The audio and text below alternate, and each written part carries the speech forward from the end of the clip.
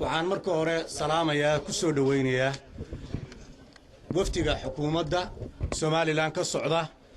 oo isugu jira wasiiro xildhibaano iyo wafdiga uu hogaaminayo Saleebaan Ciise Axmed ee ka soo jeeda degaankii Buuhoodle ee gogoshii nabadda horseedka u noqday dhammaan iyo bulshada reer Qorulugud ee isugu tumi madashatan quruxda badan oo ah madashii lagu taabagelinayay nabaddii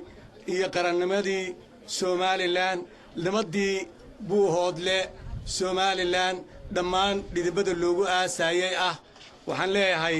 wasiirada iyo wafdiga uu Saleebaan hogaaminayo salaadiinta ka soo jeeda Hargeysa Burco Togdheer Maroodijeex iyo gobolada kaleba iyo deegaanka Buuhoodle dhammaantiin waxaan idin leeyahay ku soo dhawaada madashan Qorulugud ee quruxda badan leh ee nabaddii lagu dhidbaayo waxaan runtii ku soo dhaweynayaa oo hadalka qaadan doona madashu ku saabsan iyo nabaddii gogosha uu fidiyay madaxweynaha Jamhuuriyadda Soomaaliland golaha wasiirada ee ka socda xukuumadda iyo wafdiga uu hogaaminayo Saleebaan Axmed Ciise waxaan leeyahay wasiirka daaqiligan ku soo dhaweynayaa anuguna wassalaamu calaykum waraxmatullaahi wabarakaatuh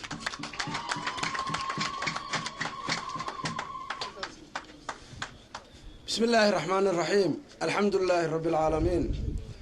وبه نستعين على أمور الدنيا والدين وصلى الله على سيدنا محمد وعلى آله وصحبه وسلم السلام عليكم ورحمة الله وبركاته runtii waxaan salaamayaa ugu horeyn shacabka reer Qorulugud sida sharafta leh ee karaamada leh noogu soo dhaweeyay degmadan sharafta leh waxaan u arkaa qalbi furan in nabadii ku soo dhaweyseen waxaan u arkaa in dhibaatada colaadu sida idin taamatay aan nabadana u macaansan doontaan insha Allah marka anaguna maanta nabad baanu idin wadnaa nabadii ka soo bilaabantay gogoshii nabadda ee madaxweynuhu fidiyay ayaa ilaahay guusheedii maanta keenay waxaan sharafta iyo maamuuska iyo mahadnaqaba siinayaa wafdiga reer Buuhoodle u bareeray inay nabadda ka midha dhaliyaan ee go'aanka qaatay geesinimada leh go'aan wax toosiyay oo nabad keenay oo isku xidh keena insha Allah ilaahay nooga dhigaya waa bil barakaysane runtii waa si weyn baan ugu mahadnaqayaa go'aan geesinimo leh bay qaateen go'aan wax weyn taray oo nabadii wax weyn ka taray bay qaateen iyaguna maanta waxaanu rajaynaynaa inay gurigii Buuhoodle ka soo kicitimeen ay insha Allah guul kula laaban doonaan shacabka reer Qorulugud oo runtii wanaag iyo nayaayir iga muuqdo runtii de colaadu dadkii ay taabatay bay ahayn oo deegaanka dad walaali wada dego marka masiibo ka dhex dhacdo waa dad ay taabanaysay waxaan idinka rajaynayaa inaad nabadda dhowrtaan oo soo dhaweysaan oo isu dulqaadataan oo walaalnimada ilaalisaan si weyn inaad u dhowrtaan haddii aan ummaddu isu nixin oo aanay isku xidhnaan nabaddu inoo jiri mayso haddii aan darisnimada la dhowrinna nabaddu inoo jiri mayso marka waxaan rajaynayaa inaad nabadda ilaalisaan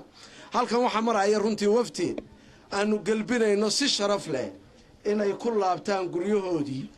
maadaamay geesinimo qaateen waxa xukuumaddu soo daysay maxaabiistii si nabad iyo wada noolaanshiyo isku xidhnaan loo helo waxaan ugu baaqayaa shacabka reer Buuhoodlena sida reer Qorulugud nabadda u soo dhaweeyeen ee ay sida farxadda leh noo soo dhaweeyeen in iyagana dhammaan loo soo dhaweeyo oo waftiga loo soo dhaweeyo oo cid kasta oo Buuhoodle tagta ay u soo dhaweeyaan siday Qorulugud u muujisay inay nabad qaadatay iyaguna ay nabad u qaataan qof kasta oo maanta dhibtaa ka sii fikirayaana inuu dhibtii inay dhammaatay dareemo wanaag iyo wada hadal la jiro maanta oo dhan baa taagnaydeen aad baan idinku mahadnaqayaa dhammaan dad weynaha reer Soomaaliland nabad baynu ugu baaqaynaa nabaddu inay naga dhab tahayna xukuumad iyo shacab weynu muujinay aad iyo aad baa mahadsantihiin iyadoo aynu ku jirno bishii barakaysneed ee Ramadaan iyadoo aynu ku jirno ayaamihii ugu dambeeyay bishii khayrka badnaa tobankii ugu dambeeyay ee bisha barakaysnayd waliba ayaamihii loogu filida badnaana qaar baa hore caawa ku soo beegan tahay habeenadii witriga ahayd ilaahay subxaanahu wa ta'aala ma hadda koowaad iska leh ma hadda labaadna waxaa iska leh dawladdii suurtagelisay inay maaragtay nabadani dhacdo cid kasta oo ka qayb qaadatayna ilaahay khayr ha ka siiyo aniga munaasabaddan waxaan ku wadaagayaa uun waa inaan duceeya ilaahay waxaan ka baryayaa allaha kariimka ee xaliimka inuu dembigeenna dhaafo dembigii waalidiinteenna allaha dhaafo ilaahay cidhibteenna dambe allaha hagaajiyo ilaahay waxaynu ka baryaynaa inuu soonta iyo qiyaamka iyo ducada iyo qur'aankaba allah inaga aqbalo ilaahay waxaan ka baryaynaa inuu leeyahay qadriga hadduu dhiman yahayna waafajiyo hadduu aynu soo dhaafnayna allah inaga aqbalo ilaahay waxaan ka baryaynaa allaha kariimka nabaddaas aynu isugu nimi maanta ilaahay noo taamiyelo ilaahu nabadda noo taamiyeel ilaahu nabadda noo taamiyeel ilaahu nabadda noo taamiyeel hada wabillahi tawfiiq sallallahu alayhi wasallam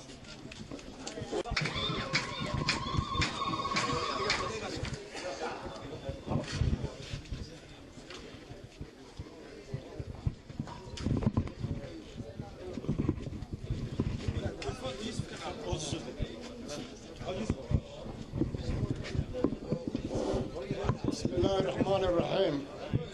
والصلاة والسلام على سيدنا نبينا محمد وعلى آله محمد السلام عليكم ورحمة الله وبركاته dadka sharafta leh ee dawlad iyo liidarada iyo ummadda dumarka caruurta dhallinyarada dadka reer Qudulugud iyo waftiyada magacyada badan leh ee isugu yiri waa aad baan u salaamaynaa mar labaad salaanta islaamka ku salaamaya assalaamu calaykum wa rahmatullaahi wa barakaatuh salaamka hadalku mid oodan maanta shakaban maaha waa mid albaab laga galo iyo albaab laga baxo waayo waa shir nabadeed wax laga yiraahdo lama garan waayo laakiin waa la ururinayaa raggii horena waa ururshay aniguna waan ururinayaa reer Qudulugud ilaa xalay iyo habeen horeba waanu wada joognay waanu isa salaanay waanu u warranay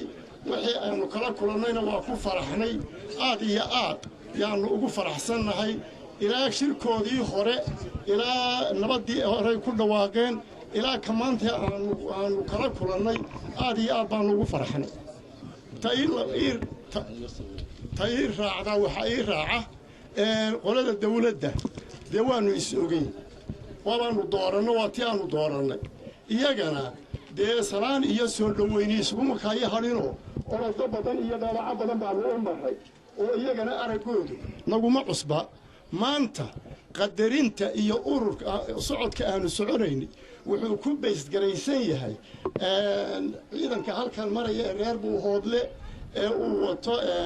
Salebaan Ciise Axmed wato iyo rag iyo dadka ay u tagi doonaan yuu ku baysgaraysan yahay aad iyo aad baanu idiin soo dhawaynaynaa qalbi furan baanu idinku soo dhawaynaynaa waji farxad leh baanu idinku soo dhawaynaynaa aanu ballan qaadayno wax allaale wixii ay ku kacdo nabaddu inaynu ka midaysnaano oo idinla qabanno oo geestayada aanu idinka badsanno yaanu aad iyo aad idinku soo dhawaynaynaa waa og tihiin habeen shanaad magaalada waxbaa ka dhacay wixii lama soo qaadin lana soo qaadi maayo waxa iyo wixii la mid ah dhaca cidina soo qaadi mayso sidii aanu u dhignay baa yaari u taala waxaanu leenahay is-aamin iyo wada shaqayn iyo kala warqaadasho iyo midnimo iyo walaalnimo kal iyo laaba waji furan qalbi diiran iyo soo dhaweyn wanaagsan yaanu idiin haynaa idinkuna imaanaynaa nooguna imaanaysaan والسلام عليكم ورحمة الله وبركاته. بدو والله سoo koobay oo waxa lagu soo koobay waqti yar iyo dad yar si aynu waqtigana u ilaalino dadka safarkaana waqtigooda loo ilaaliyo ayaynu munaasabada sidaas marka waxa laga codsanayaa mas'uuliyiinta iyo madaxda iyo madax dhaqameedka iyo maamulka kala gedisanaya jooga haddii hadalka la soo koobo inaanay dhibsan ee inta loo qorsheeyay oo kaliya ay ku xusaan waxaan ku soo dhaweynayaa hadda maamulka degmada Qudulugud si uu ugu soo dhaweeyo gudoomiyaha gobolka Togdheer ku soo dhaweysay بسم الله الحمد لله والصلاة والسلام على رسول الله صلى الله عليه وسلم عما بعد مسؤولين كلا دوان قيبها كلا دوان وسيلة جمهورية سومالان حلباننا وفود كلا قبلنا كلا جدسن دمان مدحنا هنك فردا ددوينها وحنك السلام يا صلاة الإسلام السلام عليكم ورحمة الله وبركاته runtii waxaa lagu soo jiray hawl dheer iyo safaro dhaadheer ayaa la soo galay mas-uuliyiinta qaranka meelaha kala duwan ay ka yimaadeen dadweynaha oo ilaa shalayta runtii hawl badan u taagnaa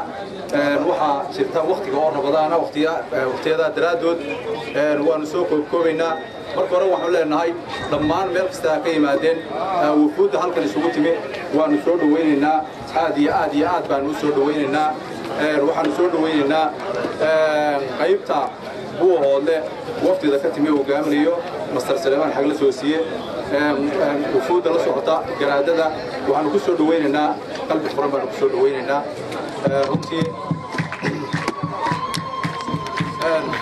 waxaan runtii aan ku soo dhawaynaya anigu hadalka kelmadda furitaanka uun ayaan u baxay mas-uuliyiin fara badan baa halka ka hadli doonta saa daraadeed waxaan ku soo dhawaynayaa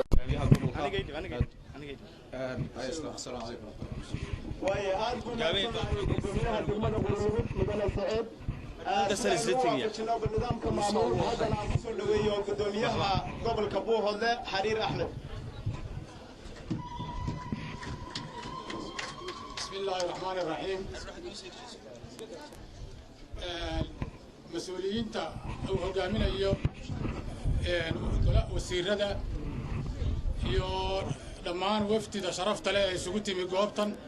waxaan ku salaamayaa asalaamu calaykum waraxmatullaahi wabarakaatu. bacda salaan waxaan marka hore mahad ballaaran u soo jeedinayaa madaxweynaha jamhuuriyadda Soomaaliland Axmed Maxamed Maxamuud Siilaanyo nabadan gogasha uu muddada badan dhigayay iyo wafdida ballaaran ee ka timi Buuhoodle ee uu hogaaminayo mudane Saleemaan Ciise Axmed Kaar ee hawshaas aqbalay runtiina fuliyey arrintaas iyo dhammaan bulshada soo dhaweysay nabadaas bishan barakaysan. ilaahay ciidankii waxaan ka baryaynaa nabadaas inay noqoto tii taaba gasha ee halkaa ka sii socota. waxaan leenahay waqti kulul baa lagu jiraa, safar dheerna waa la soo galay. dhammaan golaha xukuumadda bulshada waxaan leenahay ku soo dhowaada nabad iyo gacmo furan iyo insha Allah shuushkii oo baxay ku soo dhowaada. waan salaamaynaa. asalaamu calaykum waraxmatullaahi wabarakaatu.